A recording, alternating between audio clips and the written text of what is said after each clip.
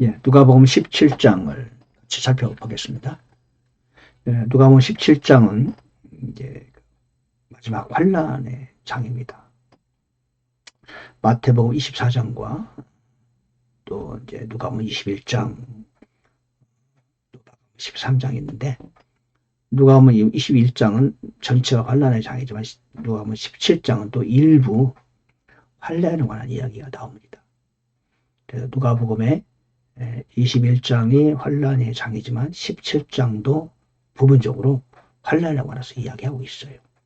그래서 오늘 내용도 같이 살펴보도록 하겠습니다. 자, 17장 장 주제를 들림받고 남겨지고 그렇게 정했어요. 그리고 꾸짖고 회개하면 용서하라. 두 번째, 저는 무익한 종입니다. 감사하는 자가 되자. 노아의 달, 롯의 날. 이렇게 소제목을 정해봤습니다. 들어볼게요. 자, 첫 번째로 범법하면 꾸짖고 회개하면 용서하라. 3절에 보니까요. 너희는 스스로 주의하라. 만일 내 형제가 내게 범법하거든 그를 꾸짖어라. 그러나 그가 회개하거든 그를 용서하라.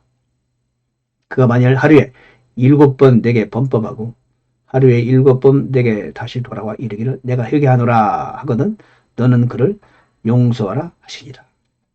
예. 첫째는 뭐다? 꾸짖어야 돼요. 꾸짖어야 돼요. 나에게 잘못을 하든 또는 하나님 앞에 범법하든 다른 사람에게 잘못하든 내가 만약에 그를 형제라고 생각하고 사랑하는 마음을 갖고 있다면 그가 잘못하는 것을 볼 때 일단은 지적하고 꾸짖어야 돼요. 그렇게 해야 됩니다. 책망하는 것이 필요합니다. 여러분, 나를 책망해 주는 사람이 있다는 것은 큰 행복입니다. 왜? 예수님께서는 지금 당장 오셔서 우리 각자를 책망하지 않으세요. 말씀을 주셨어요. 그러나 말씀은 항상 우리가 말씀에 내면화하지도 못하고 말씀을 가까이 하기도 어려워요. 기도를 하지만 깊은 기도를 통하여 성령의 책망을 들을 수 있다면 그 사람은 정말로 영성이 뛰어난 사람이죠. 그래서 하나님께서는 우리에게 형제 자매들을 주셔요. 교회 내에서 또는 가족 중에 친구 중에. 그럼 그 형제는 반드시 잘못이 보이면은 책망해 주고 지적해 줘야 됩니다. 빼서야 지적하는 옳지 않지만 현저하게 잘못을 한다. 그럴 경우에는 반드시 지적을 해줘야 됩니다. 그게 형제 자매에게 의무예요. 우리가 누가 나를 책망하고 지적한다는 것은 감사하게 생각해야 한다고 저는 이렇게 봅니다. 책망하고 지적하는 걸 싫어하거나 그런 거는 좋은 것이 아니죠. 왜? 형제 자매를 나에게 보내주신 분이 바로 하나님이시죠. 그죠? 왜? 그들은 주님께서 해야 할 일을 대신 나를 위해 해주는 사람이 될 수 있다는 거죠. 나를 위해 책망한다. 그거는 아주 나는 행운이라고 저는 보게 있어요. 꾸짖어요. 그러나 회개하면은 용서해야 돼요. 왜? 사람은 누구나 잘못할 수 있어요. 동일한 잘못을 계속한다? 그래도 용서해야 돼. 왜? 나 역시 동일한 실수를 반복하거든요. 왜? 사람이니까. 우리는 아직 다 지금 성장 중에 있는 사람들이다. 유치원생이 갑자기 몇 가지 지적했더니 중학생 됩니까? 아니죠. 지적하고 고쳐도 또 유치원생이에요. 또 잘못하고 혼냈는데 또 유치원생이에요. 유치원생이 초등학생이 중학교 되는 것은 하루아침에 되는 게 아니죠. 예. 7번 잘못하고 7번 용서하라 하면은 다 용서해줘라. 사람이 잘한다는 것은, 영적으로 잘한다는 것은 하루아침에 되는 게 아니라는 거죠. 두 번째, 나는 무익한 종입니다. 9절에 보니까 그 종이 명령받은 일들을 했으므로 그가 종에게 감사하겠느냐. 주인 입장에서 하는 얘기죠. 나는 아니라고 생각하노라. 이와 같이 너희도 명령받은 그 모든 일을 행한 뒤에 이르기를 우리는 무익한 종입니다. 우리는 다만 해야 할 우리의 의무를 했을 뿐입니다. 그렇게 해라. 라고 주님께서 우리에게 교훈하고 계십니다. 예. 8절에 내가 저녁을 먹도록 준비하고 띠를 띠고 내가 먹고 마실 때까지 너는 섬기며 그리고 너는 그 뒤에 먹고 마시라. 왜? 종이니까. 다시 말해서 저와 여러분들은 하나님의 아들이고 예수님께서 나를 위해 십자가에 죽으심으로는 새로운 생명을 부여받았지만 그럼에도 불구하고 예수 그리스도 한 몸이고 신부지만 그럼에도 불구하고 우리는 종이라는 겁니다.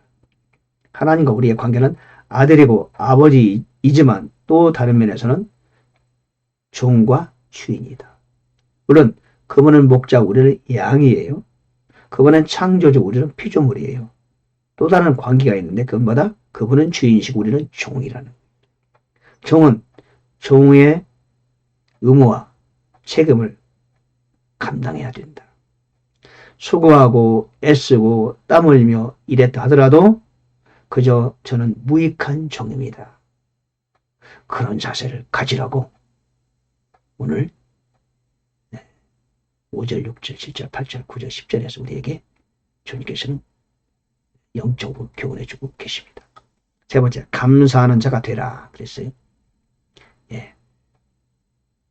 예루살렘으로 가실 때 사마리아와 갈릴리 한가운데로 지나가시는데 문둥병자 10사람이 왔어요. 가까이 못 오니까 멀찍이 떨어져서 목소리를 높여서 부르시면서 이러시면서 예수님이여 선생님이여 우리에게 긍휼을 베푸소서.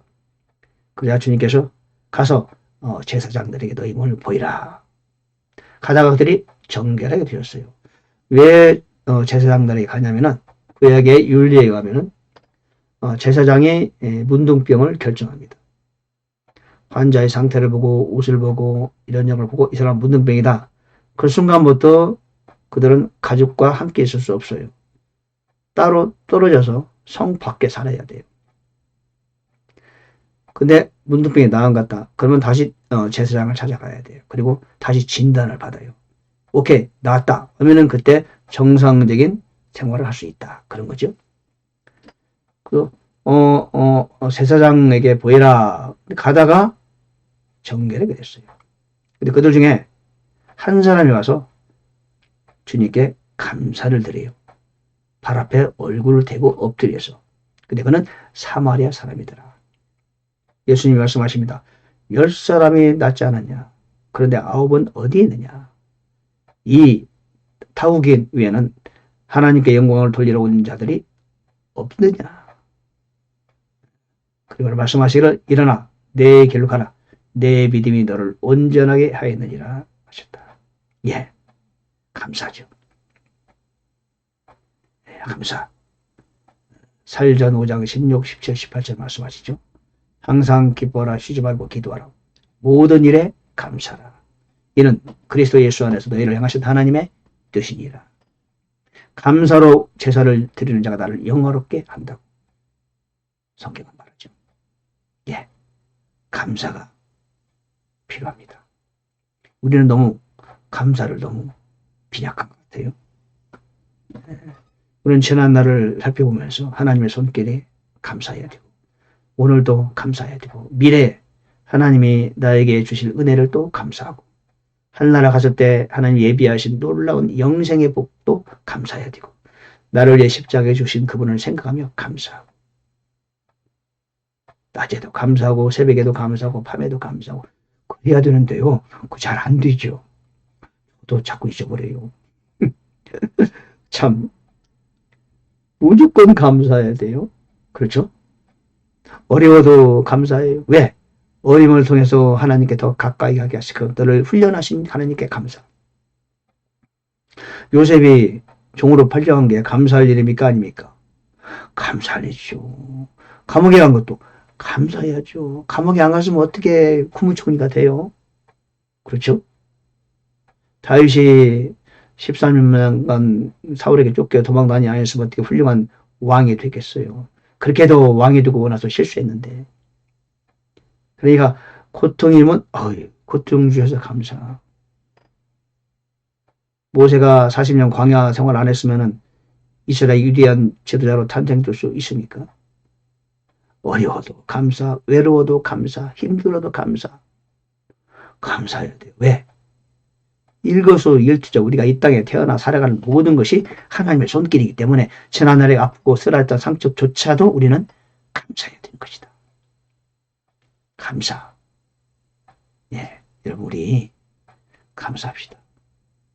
예? 촛불 줘서 감사하면 등불 주고 등불 줘서 감사하면 무슨 전등불 주신다든가 전등불 줘 감사 햇볕 주신다든가 어쨌든 감사는 감사할수록 더 큰 감사의 조건을 주신다. 우리 감사합시다. 할렐루야. 주여 감사할 여러 가지 조건들을 생각나게 도와주시고 평생 내 마음과 정성을 다해 하나님께 감사하는 우리 모두가 되게 도와주세요. 아멘. 네 번째, 노아의 날, 롯의 날.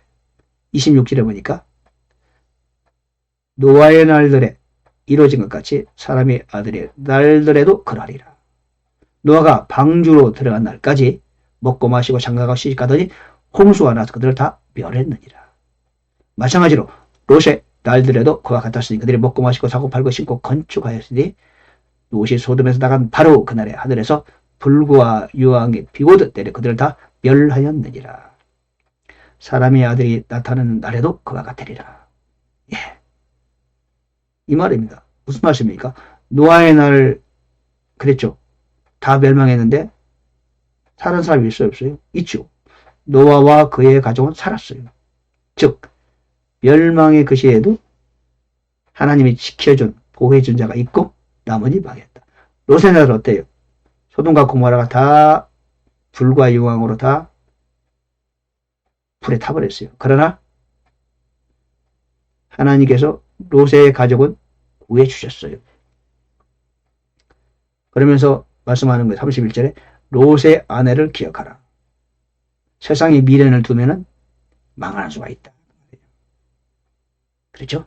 그러면서 34절 말해요. 내가 너희에게 이르노니 이게 이제 휴거에 관한 예고입니다. 그 밤에 두 남자가 한 자리에 누워있을 터인데 하나는 붙잡혀가고 하나는 남겨질 것이요. 두 여자가 함께 맷돌을 갈고 있을 터인데 하나는 잡혀가고 하나는 남겨질 것이며 두 남자가 돌에 있을 터인데 하나는 붙잡혀가고 하나는 남겨지리라. 여기서 붙잡혀간다는 게 뭡니까? 하늘로 잡혀간다는 겁니다. 주님이 공중지에 마실 때 하나님의 택한 사람, 인정받은 그 사람은 데려간다는 거예요. 자고 있다가 하나가 사라져버려요. 두 여자가 맷돌을 갈고 있는데 하나는 사라져버려요. 두 남자가 밭에 일하고 있는데 하나는 사라져버려요. 하나는 남겨지는 거죠. 왜? 데려가니까. 그 얘기 아니겠습니까?